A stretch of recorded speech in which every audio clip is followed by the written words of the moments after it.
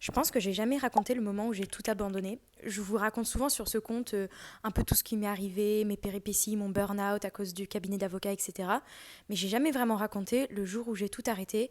Et il y a tellement de gens qui m'envoient des messages en mode je viens de me mettre en arrêt, ça va pas du tout, je sais pas quoi faire, etc. Du coup, je me suis rendu compte que je vous ai jamais raconté vraiment le jour ou le moment où je me suis mise en arrêt maladie et comment je m'en suis sortie. Et j'ai pas vraiment de solution, mais la seule solution, c'est que je me suis dit que j'allais vous raconter exactement comment j'ai fait et ce qui s'est passé. Ça va sûrement être la première vidéo d'une longue série, donc accrochez-vous bien. Pour commencer, je vais vous raconter un peu le contexte. Du coup, je travaillais dans un cabinet d'avocats à Londres et toute ma vie, je savais pas trop quoi faire. Et après l'université, je me suis dit, bah, je me lance dans ça parce que je sais pas trop quoi faire. Mes parents sont dans le droit, pour être tout à fait honnête. Et je me suis dit, bah, en vrai, genre, c'est cool, c'est un bon CDI, ça rapporte bien, etc.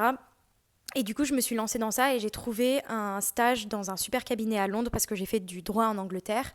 Et il faut savoir qu'à cette époque, j'étais complètement obnubilée par le fait d'avoir un super cabinet d'avocats. C'est-à-dire que j'ai fait une centaine d'applications, mais qu'il fallait absolument que j'ai le cabinet d'avocats. Bon, j'ai pas eu le meilleur parce que je suis pas non plus super intelligente, mais j'ai eu quand même un très bon cabinet d'avocat. Et dans ma tête, je me suis dit, c'est ce qui va le plus me rendre heureuse, c'est d'avoir un super CDI dans un super cabinet d'avocat.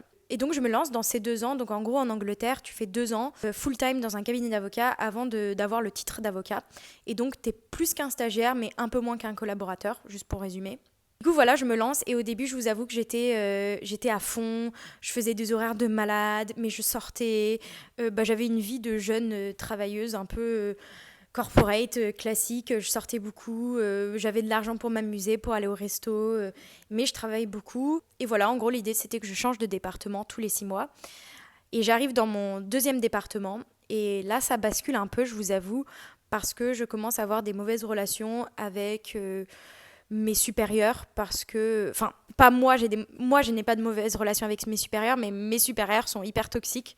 Je sais que ce mot est un peu lancé à tort et à travers, mais vraiment, genre, on m'appelait à 1 h du matin, on me criait dessus, on disait que c'était nul, c'était un peu la manipulation mentale, toxique, quoi, en vrai. Et là, je vous avoue que ça commence à un peu me taper et je commence à un peu tout remettre en question. Et je me rends compte que je passe mes journées devant un ordinateur, que ma vingtaine, je la passe soit à être en gueule de bois ou à sortir, soit être devant un ordinateur à faire des choses que je comprends même pas. C'est très abstrait. Et bah, je rentre un peu dans une spirale. Cléade maintenant qui est en train d'éditer la vidéo trop longue, je vous fais une deuxième partie bientôt, je vous jure.